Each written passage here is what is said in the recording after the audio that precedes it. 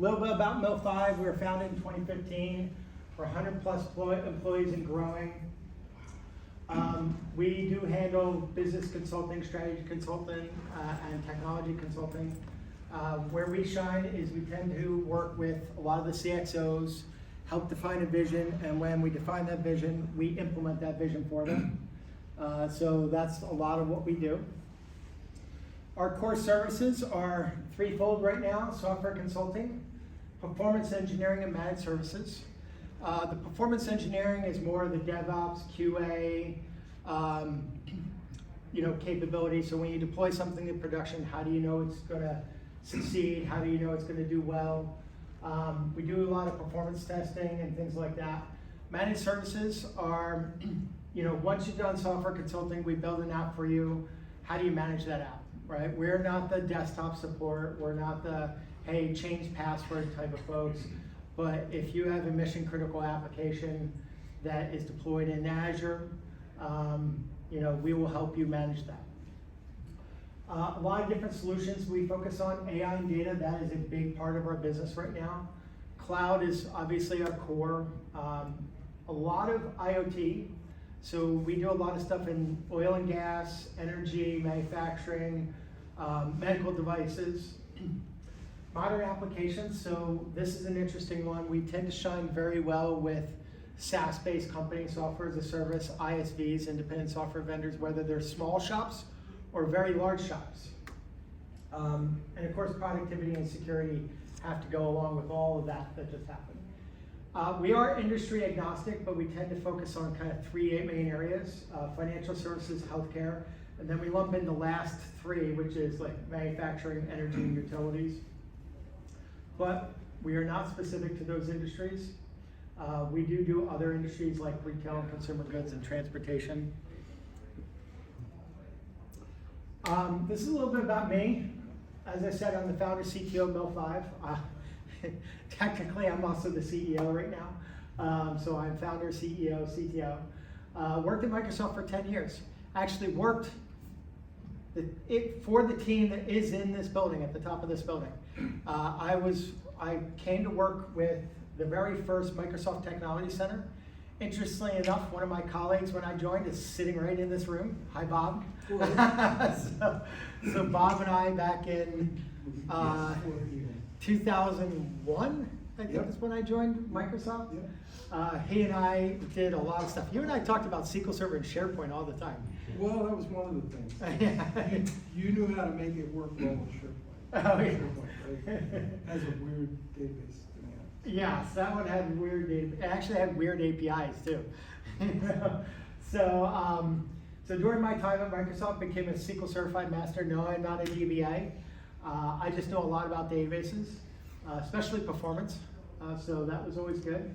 I did go to a really good university, Drexel University. I graduated summa cum laude from there. People were shocked at that because I had the crappiest GPA in high school.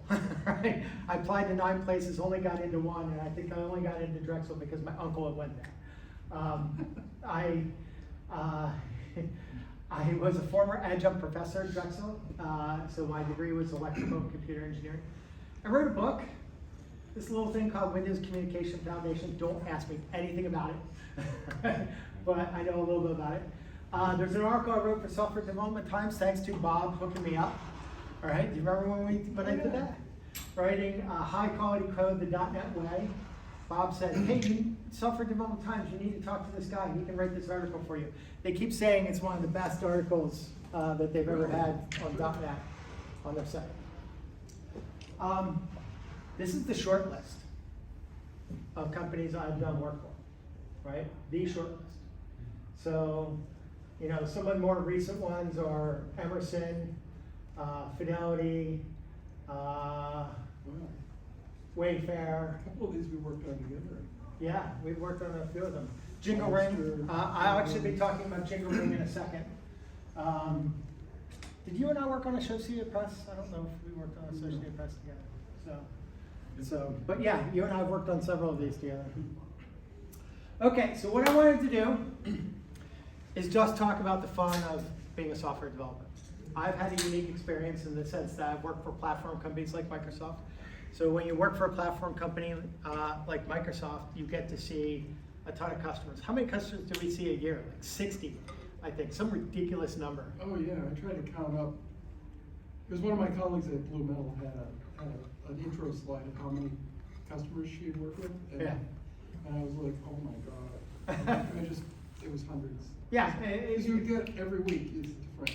Yeah, we would do 2 to 3 engagements a week sometimes, and would see these customers. And then, you know, if you go off to consulting, you maybe see still a lot of customers, but you get to engage with them more heavily. So, you know, that's my career. You know, I was at Microsoft doing platform stuff for 10 years.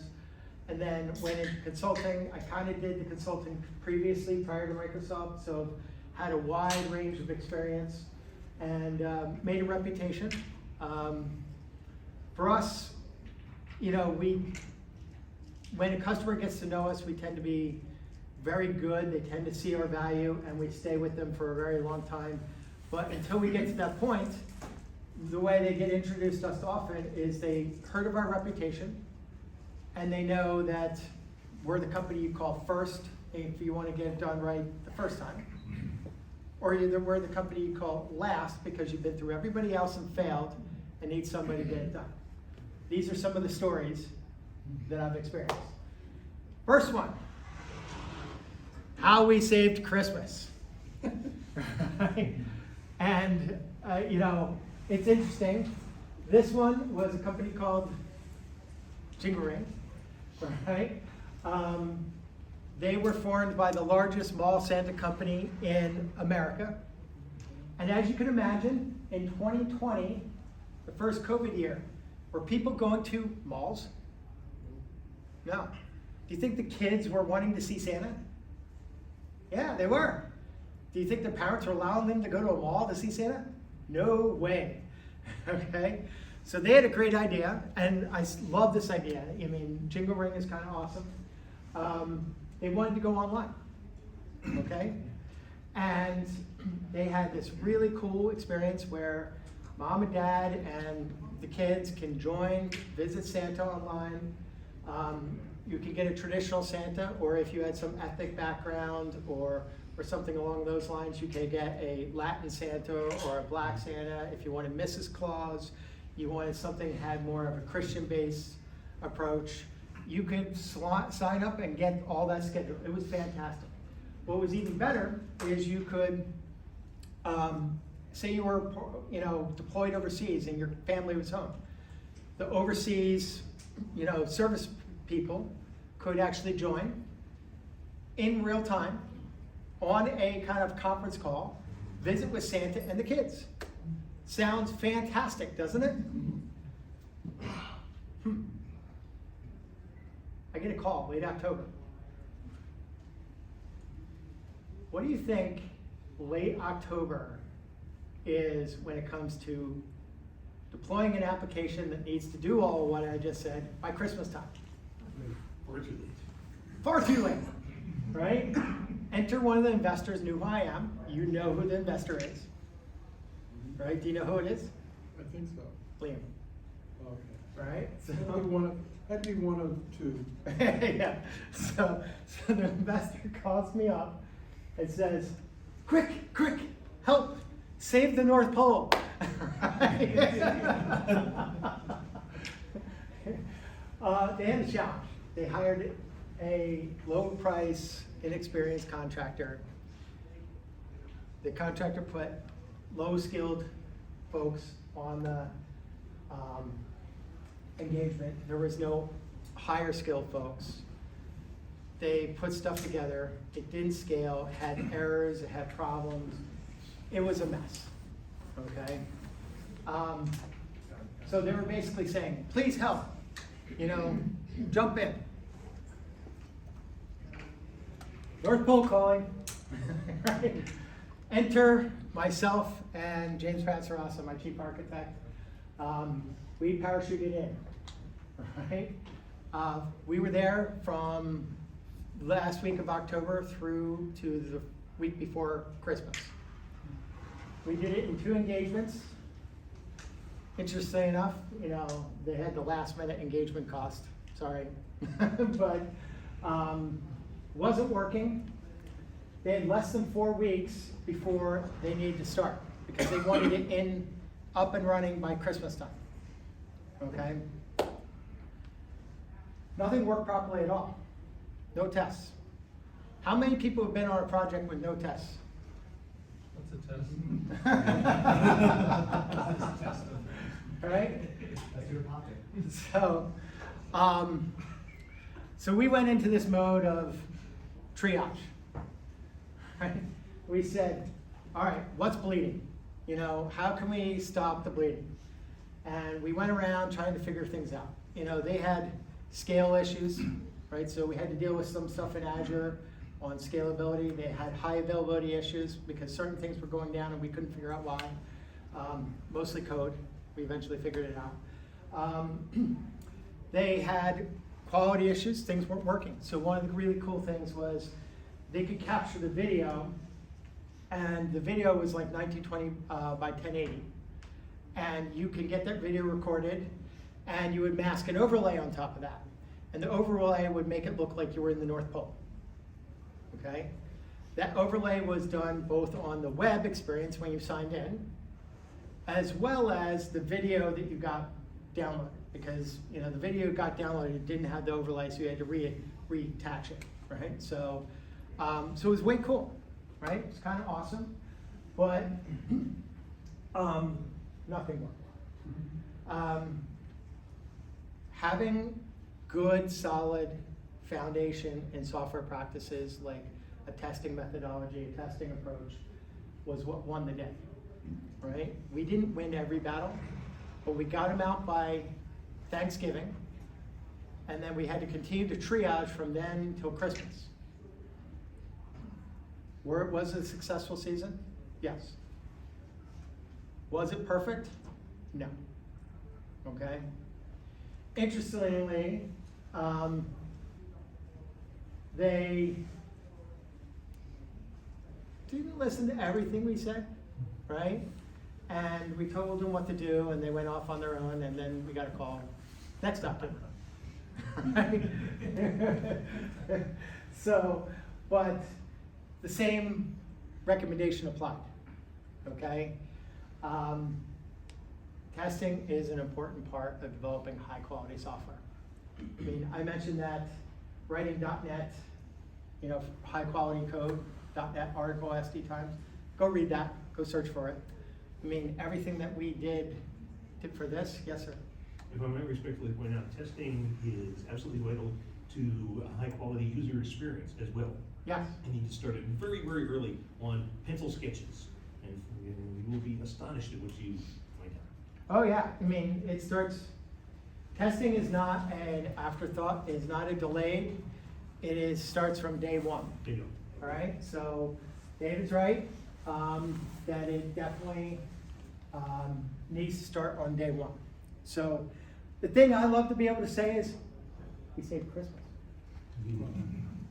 Okay, next story. You might remember this one, Bob. This is one of my first engagements at the company we were at post Microsoft. So Bob and I have worked at several companies together. So, okay. I get this call, right? And it's, oh my God, we're having quality problems, we're having performance issues, blah, blah, blah, blah, blah, blah, right? And they sent me to a company over in Devens. And the company over in Devens wasn't the customer that we were working for. It was a different customer that had software in that company. And I was in there for a week, helped them, quickly solved it, had a lot to do with SQL. And I come back and I sent this 50-page report of all the things they needed to fix. And it was spot on. The CTO of this company calls me up within 1 minute of me sending that 50-page report. Report's awesome. I said, you just got it. You read 50 pages? I read it all. I was sitting there thinking, okay. He goes, can you go to Holland? I said, what? He's like, I need you to go to Holland. So he sends me to Holland. right? I'm out there for a week. They had an application that is this movement logistics management application. What this did was big ships would come into ports and unload their cargo. When I say cargo, it's mostly liquid, like oil or chemicals or something. So the big tanks you see in the ports, like in Boston and things like that, those big, huge tanks, they would unload their cargo into this thing.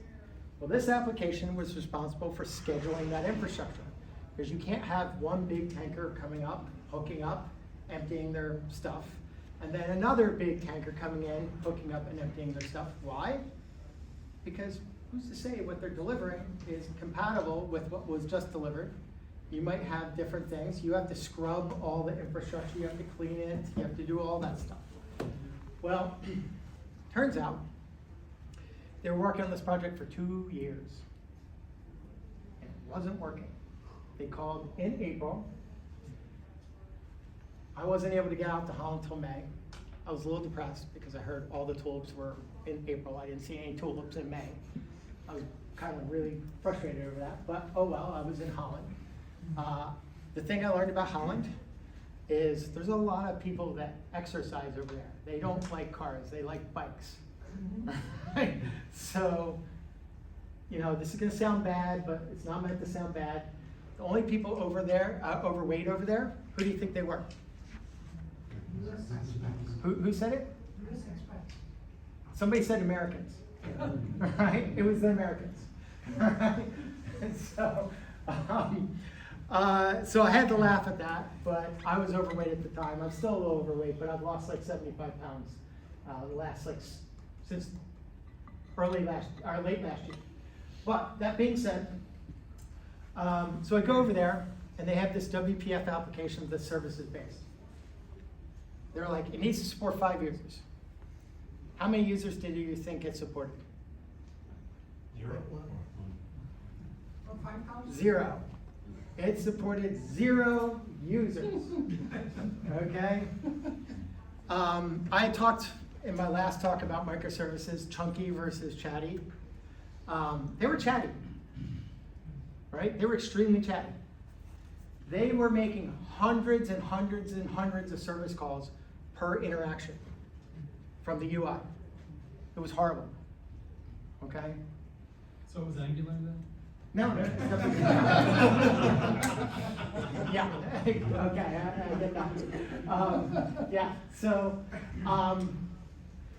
and I'm over there for a week, and I tell the guy, "Oh, I think I think I need to stay here for a couple more weeks." Right? So I'm over there for a couple more weeks, and I'm trying my darndest to fix it. Bob knows how many performance optimizations I've done. Yeah. Over the years, tons. That's where we started when you first joined. It was with Performance Lab. Yeah. Scalability Lab. Exactly. So, I mean, it's not like I didn't know performance. This thing was kicking me in the butt, right? It was so bad, right? So I come back. I didn't win. I took 3 weeks. It was just me, but I knew I could fix it. So I come back. The CTO flies up from Tampa, Florida, sits at a table in Watertown at the company I was at. The company I was at was Blue Metal, right? And he's sitting all the way on the other side of the conference table. I'm on the way on the other side of the conference table. I don't know why. It was just the two of us in the room, so I don't know why that was the case. And he goes, I'm not gonna say the explicitive, but he's like, am I hosed, right? Right? Hey, no. I said, no, I think I can fix it. He goes, what do you need?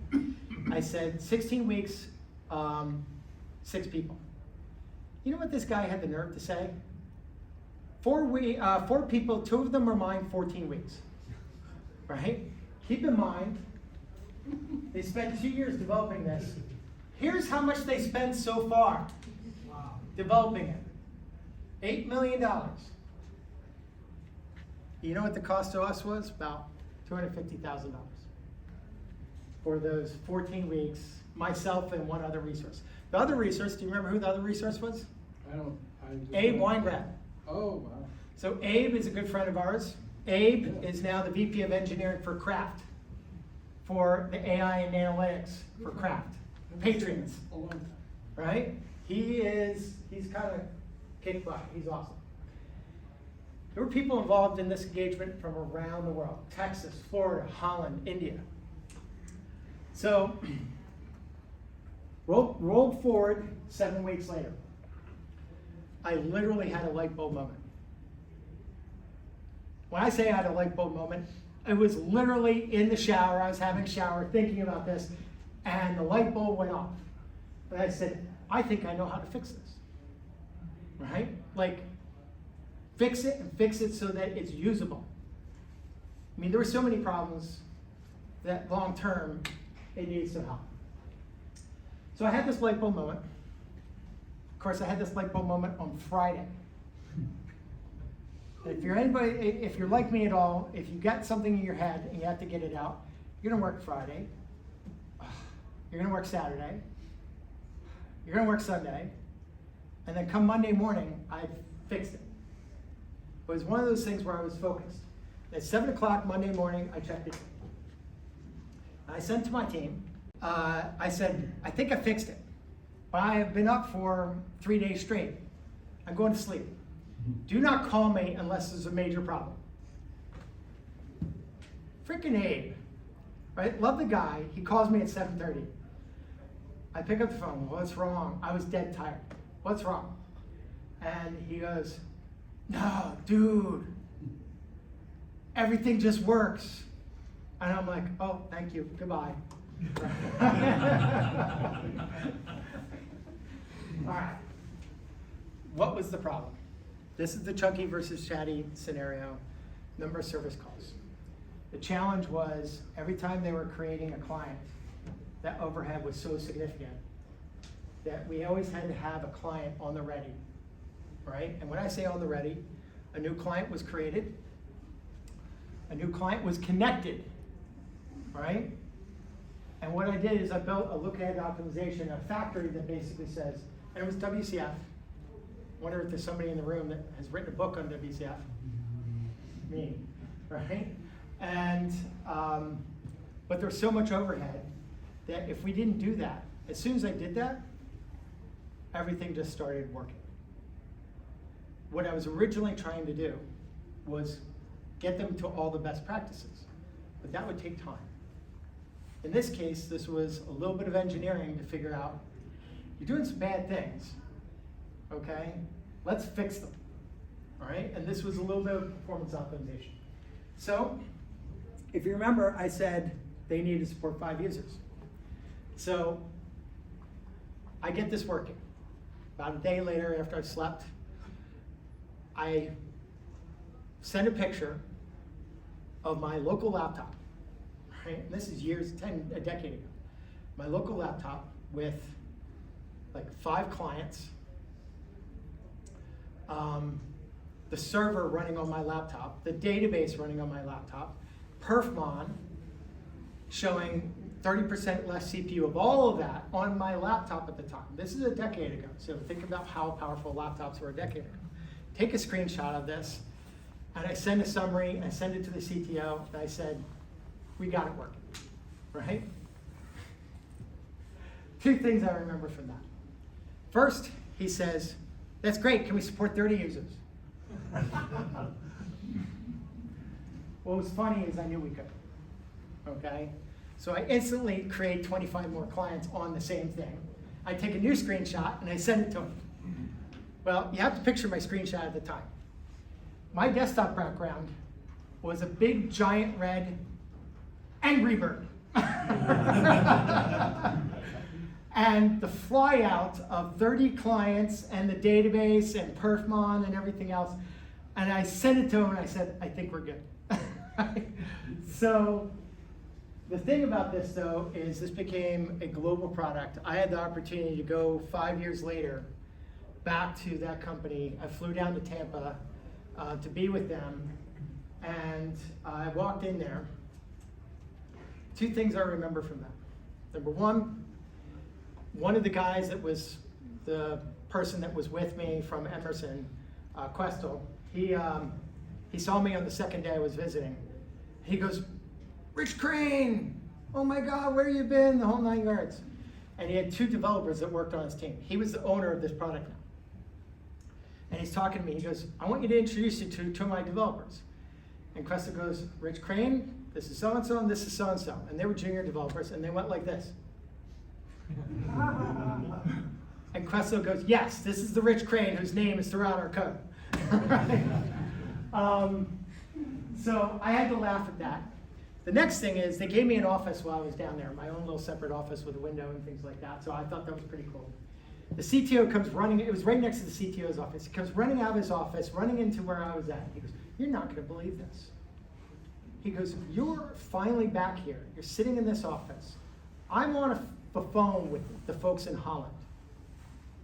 And they just said, well, Rich Crane said to do this 5 years ago, and we're sticking to that, right?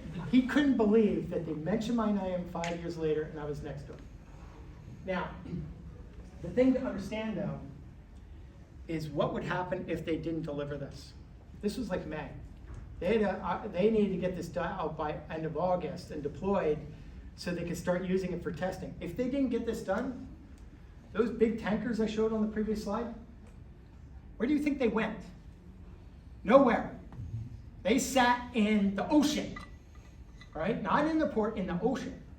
The fine for that, $14 million a day. So this was a big deal. You should have charged them more. Yeah, well, I tried. You know, I tried, right? But still, it was fun. Well, sorry, that $14 million a day is, I need to edit that one. That one, oh, come on. I'm about to switch to the next one, which is,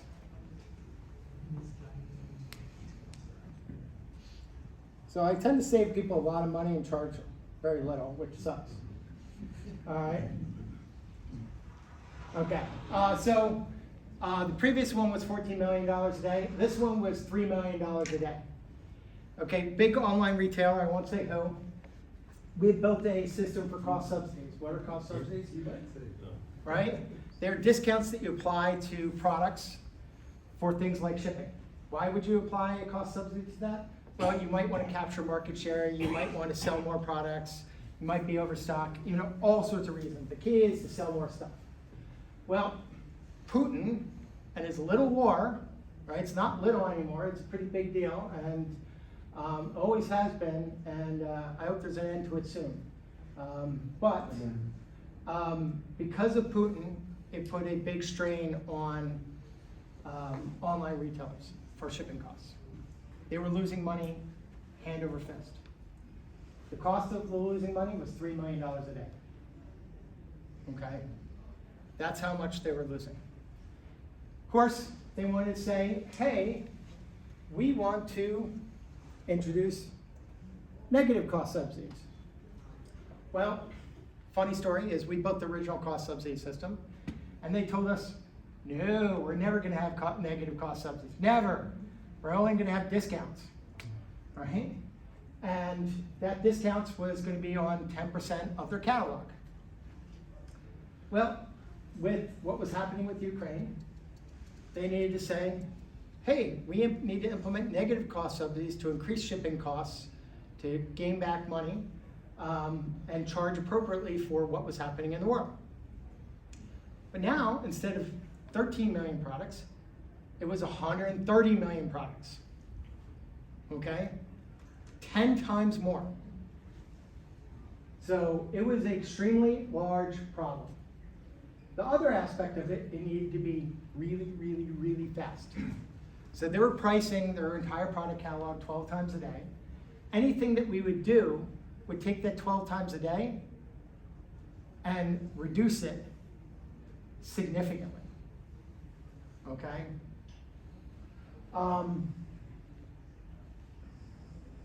We got this done in 10 days.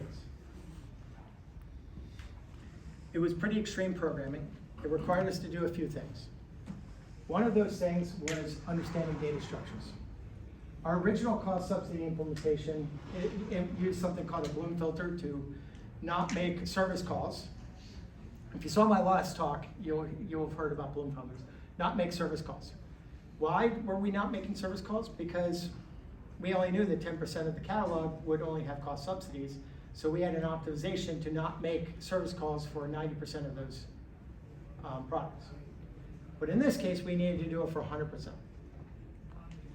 So part of that was ensuring that our data structures were perfect. If you would think about 130 million products, do you think you can load 130 million products in memory? No. Because of larger memory spaces. Yeah, we didn't have that much large of memory space, but even if we did, we need to scale, and we need to scale out our services. We were able to fit everything in memory. We did some, various types of memory optimization techniques, but mostly it was around using the proper data structures, and we would not materialize all the data. In fact, one of the things that we did was we said, oh, we need to join on this database, right? We need to take this table and this table and this table and this table and this table and this table and join to get the result set. It was SQL Server. What do you think happened when we joined across these tables? What did you say? It blew up. It blew up, right? Right? It blew up. Then I had this epiphany. I'm like, what if we join in our service? Then the products of this table times this table times this table times this table wouldn't expand to some crazy number. Because for every product, we might have like 10 cost subsidies, right? That's billions and billions. I think we're due 2.5 billion cost subsidies right now. So we took all the smaller tables and built an in-memory query engine. And we cached the smaller tables. So this also helped us allow us to scale out because now we were very memory efficient. We didn't have to load everything because everything was that join. We would only join anytime we got a request. And that join was fast. Okay? So, Putin? Yeah. So, all right. This is the last one. This was a fun one. Bob, you remember this, right? I do. All right. Okay, so this is during my time at Microsoft. Enter some of the biggest players in the Massachusetts, Boston area. Harvard was one, right? There's a couple others, I won't mention their names, but they were researching how to do virtual colonoscopy. So one of the professors had an ability to take CT scans, stitch them together to create 3D models of your colon. And rather than having an invasive procedure for a colonoscopy, they could do a virtual colonoscopy. Well, what is a virtual colonoscopy? They would create this 3D model of your colon, and then they would use software to walk the colon looking for polyps. Right? And if there was a polyp greater than, say, 3 millimeters, right, they would flag it and say, hey, we need to do something here, right? Challenge. The time it took to take the CT scans, stitch them together into a 3D model, that was pretty quick. But the challenge to walk the colon took a very, very long time, greater than 24 hours. So if you think about it, that doesn't work. They wanted to use virtual colonoscopy for mass screening. In order to do mass screening of the population, they needed to get it down to under 5 minutes. So this is a huge issue. Imagine if you can have a non-invasive procedure, walk in, spend about 5-10 minutes, get your CT scans, get dressed, walk out, and by the time you walk out, you know whether you should be coming back, for this. Colon cancer is one of the leading cancers out there, and it is completely preventable with this type of detection.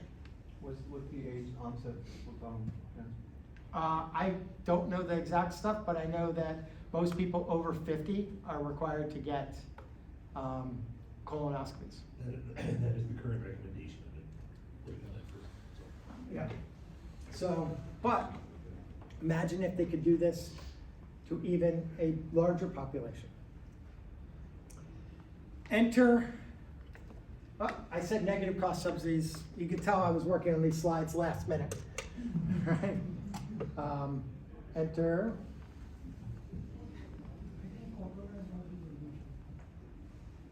We've got the right audio. Need more testing on these slides. If I recall correctly, you still have to do the full prep for the virtual thing, so that limits its market appeal. Yeah. And then come back again if you need something. Last I heard, maybe let's change this. Okay, so here we are. I say GPC, I'll fix it, GPU-based computing. So at the time, Bob probably remembers this, I was very big into high-performance computing at Microsoft. And it was a really cool stuff. How do you take something that's very computationally intensive and make it go fast? So we originally started with this, and we achieved less than 5 minutes at a hardware cost of, say, $40,000 or more. Well, why was it $40,000? Because every hospital that had this needed to have a little high-performance computing cluster wheeled in there. Well, of course, ID didn't like that. And, you know, the cost was prohibitive. They were like, I don't want to spend $40,000 on a high-performance cluster to wheel in here. And they were also sensitive to, you know, just all the aspects of more equipment, right? And these are little servers, I mean, hundreds of them, right? You know, you can fit in a little cube in a little rack. But, so that being said, that was the first pass. The second pass was GPU-based computing. Stick this on an NVIDIA card and get it to frickin' run. And guess what? It got done in less than 30 seconds. Did take some work from not only me, another colleague of mine, Kurt, and Microsoft Research, okay? But we got it done in under 30 seconds. What year was this? This was, I think I put it on the last slide. It was actually multiple years, 2003 to 2008. The interesting part about this, it's still not predominantly available. You still are doing normal colonoscopies. I'm not going to get into the reasons why I see that as happening, but you know, there is technology now that can actually do mass screening for colon cancer detection. All right, so from a perspective of, you know, hardware cost, I don't know about you, you can get a really cool GPU today for a couple $100 and stick it in a little workstation that's sitting in the lab, right? And by the time they walk out, it's all done. Can I ask a question here? Yes. If you're talking about like 2003 or 5, your iPhone, your 15 or 14, the GPU is probably at par. Yeah. I mean, you're absolutely right. I mean, the hardware technology has increased significantly. So can this be done for less money today? Absolutely. I mean, I'm only mentioning this as a, you know, thing to say, hey, look at what you can do with software and being a developer and things like that. The challenge with something like this is it's a really great technology, it's a really great solution. Can it be done on a phone? Yeah, why would you though? But you know, it would probably be done on a secure device, you know, in the hospital. But you're right, the power of the phones these days and their GPU is probably more than what this had back then, all right? But hopefully we'll see this solution or like solutions, you know, more over time. I have many, many stories, you know, that I'll be sharing over time. My favorite is the grandfather of all spyware, but I'll save that for another time. Right? Hopefully you got inspired by some of these stories and what you can do with software. These are just some of the fun ones that I've enjoyed. I'm about to embark on another fun one for a big customer. We started it on Friday. But you know, as a software developer, you know, I hope this gives you a little bit of inspiration on what you can do with software, and think about the problems and challenges you have with your company today. Well, I have a question. As a typical software developer, suppose that we weren't already in the field. Yep. If I was sitting in the back, I'd think, I might as well be a fireman. You know, I'm gonna be putting out fires and working 24 hours a day, every day. It's constant emergency meltdowns. How often does this really happen? How many projects are these critical, get it done in a week and the world's gonna lose, come to an end, versus we're on the happy path, we're building the thing, and now we're going. You know, it's funny. I'd say these happen more than we would want. Yeah. Right? A lot more than we would want. Right? And it comes down to software best practices and testing and things like that. I think this gentleman needs to get in here. So with that, thank you so much.